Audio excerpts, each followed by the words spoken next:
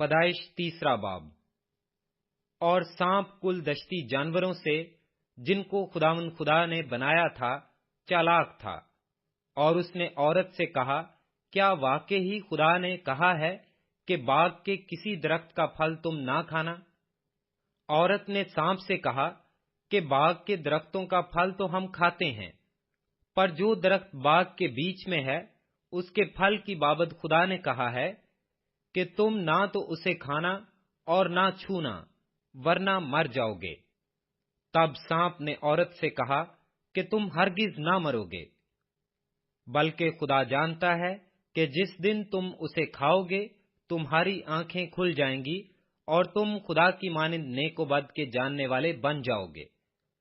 عورت نے جو دیکھا کہ وہ درخت کھانے کے لیے اچھا اور آنکھوں کو خوشنما معلوم ہوتا ہے اور عقل بخشنے کے لیے خوب ہے، تو اس کے پھل میں سے لیا اور کھایا اور اپنے شوہر کو بھی دیا، اور اس نے کھایا۔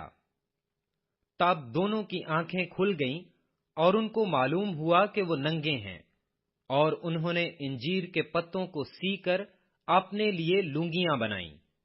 اور انہوں نے خداوند خدا کی آواز جو ٹھنڈے وقت باغ میں پھرتا تھا سنی، اور آدم اور اس کی بیوی نے آپ کو خداوند خدا کے حضور سے باغ کے درختوں میں چھپایا۔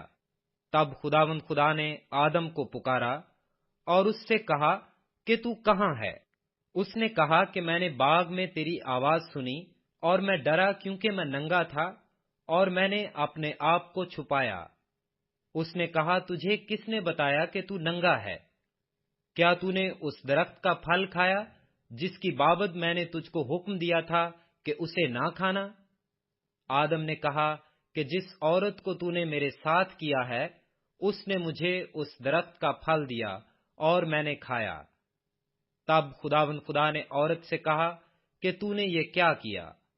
عورت نے کہا کہ سانپ نے مجھے بہکایا تو میں نے کھایا۔ اور خداوند خدا نے سانپ سے کہا، اس لیے کہ تو نے یہ کیا، تو سب چوپایوں اور دشتی جانوروں میں مالعون ٹھہرا۔ تو اپنے پیٹ کے بل چلے گا اور اپنی عمر بھر خاک چاٹے گا۔ اور میں تیرے اور عورت کے درمیان اور تیری نسل اور عورت کی نسل کے درمیان عداوت ڈالوں گا، وہ تیرے سر کو کچلے گا اور تو اس کی ایڑی پر کاٹے گا۔ پھر اس نے عورت سے کہا کہ میں تیرے درد حمل کو بہت بڑھاؤں گا، تو درد کے ساتھ بچے جنے گی اور تیری رغبت اپنے شوہر کی طرف ہوگی اور وہ تجھ پر حکومت کرے گا۔